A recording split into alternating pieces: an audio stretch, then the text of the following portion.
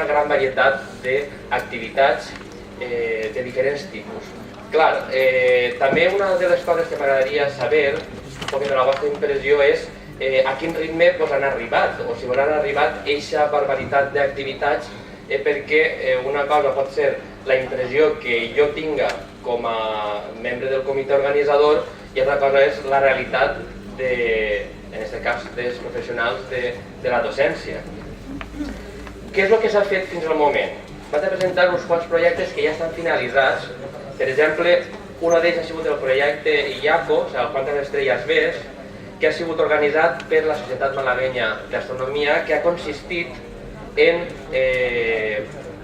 comptar estreles.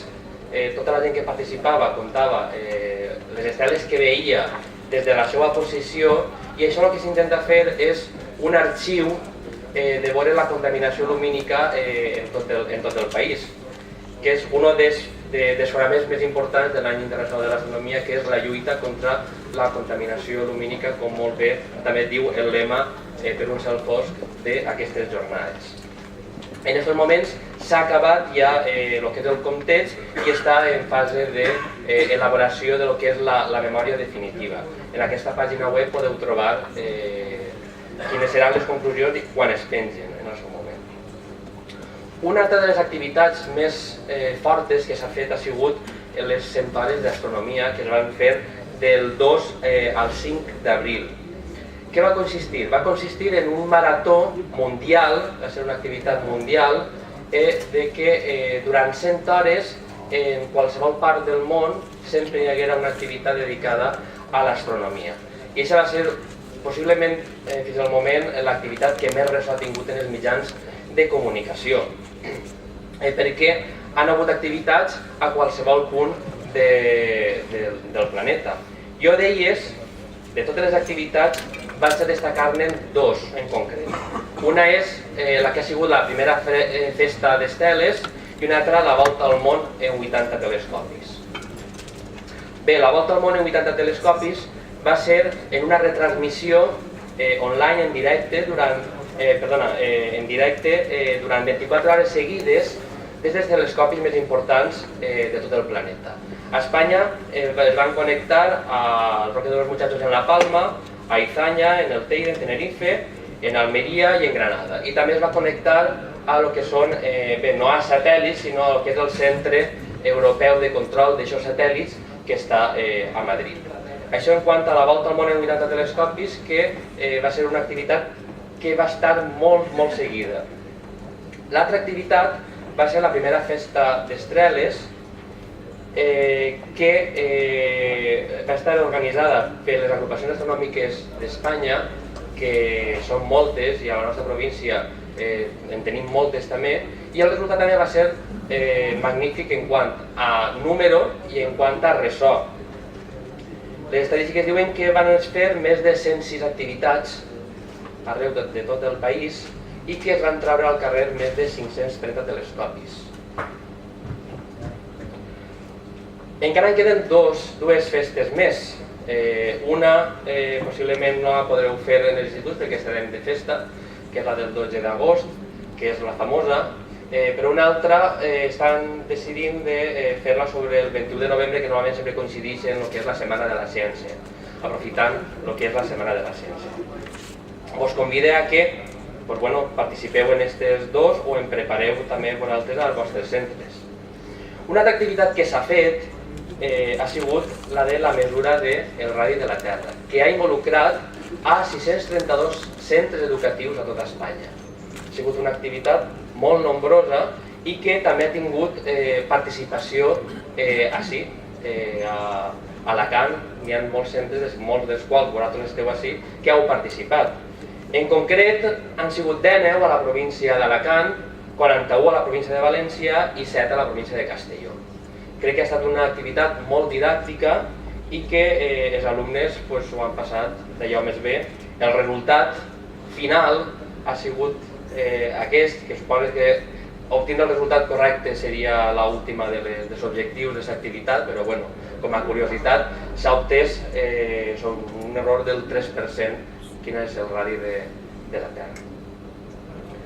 Què és el que estan fent-se? Doncs n'hi ha moltes activitats, moltes accions que podem participar, que estan obertes, no estan tancades. La primera d'elles possiblement siga el que involucra a la universitat, a totes les universitats espanyoles, que és una universitat, un univers, que es tracta d'impartir una conferència, almenys una, en cadascuna de les 77 universitats espanyoles. Intentar trencar un poquet la dinàmica de ciències i lletres i així teniu la pàgina web pròpia d'aquest projecte pilar de l'Any Internacional de l'Astronomia. En concret, jo he extret les que estan previstes fer-se tant a la Miguel Hernández com a la Universitat Politècnica de València, la d'Alacant i la de València, perquè a la de Castelló no he trobat més informació. Suposo que dins moltes d'elles, per almenys la que es farà a la Politècnica de València, que serà una o possiblement diverses, s'inclouran dins de lo que és la Setmana de la Ciència. Recordo que la majoria d'elles també van a incloure's dins d'aquest tipus d'activitat. Una altra activitat que estem portant, que m'hauria agradat portar així, ha sigut el lèxic bàsic d'astronomia, que ha sigut una activitat feta per Enric Marco, que ha parlat abans, un altre professor de la Universitat d'Alacant, i per mi mateix, que ha sigut un lèxic bàsic d'astronomia, està mal, valencià-castellà, dins d'una col·lecció que està publicant l'Acadèmia Valenciana de la Llengua, i només tinc la imatge virtual perquè en teoria tindria que haver estat a finals d'este mes, del mes d'abril, però hem tingut uns problemes en impremta i encara no els tenim. Jo volia portar-los així per a repartir-los a tots, perquè l'objectiu és que això siga completament gratuït i que si vos fa falta, aneu a fer una activitat i vos fa falta aquest tipus de material i el voleu tindre al centre, doncs que el sol·liciteu i se vos envia. Jo crec que potser el més fàcil que quan estiga em posi en contacte en Albert, doni a la Curie una certa quantitat i que la Curie faci ús d'ell com millor crega convenient. Sí que vos convido que si a algú li fan falta perquè va fer un curs o va fer una activitat o vol tindre'n per a tot el centre, suposo que n'hi haurà exemplars suficients perquè estem parlant de segurament 5.000, 10.000 exemplars que són completament gratuïts. Un altre és un especial que està eixint publicat online en El País. No sé si el coneixeu, si l'heu trastejat un poquetet.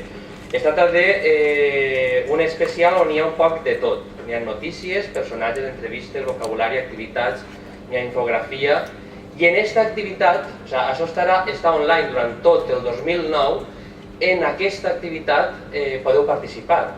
Per exemple, jo estic coordinant una de les seccions que és la de personatges. I ja n'hi ha algun curí que ha participat. Per exemple, Salvador Ochoa, de l'IES La Melva d'Elx, va fer un article sobre el Posidonio d'Apamea. Entonces, qui estigueu interessats, vulgueu, us interessa la divulgació, vulgueu fer algun article per a publicar-se en El País, doncs simplement es tracta d'enviar-me un correu, dir que esteu interessats, quin és el personatge, en el meu cas que estic tratant jo aquest tema, quin és el personatge, jo veure si n'hi ha algú que està treballant i donar-vos les instruccions. Són artículs molt fàcils, 800 paraules, en un to completament molt dinàmic, molt de divulgació, molt pensat en el que pugui ser una notícia impresa.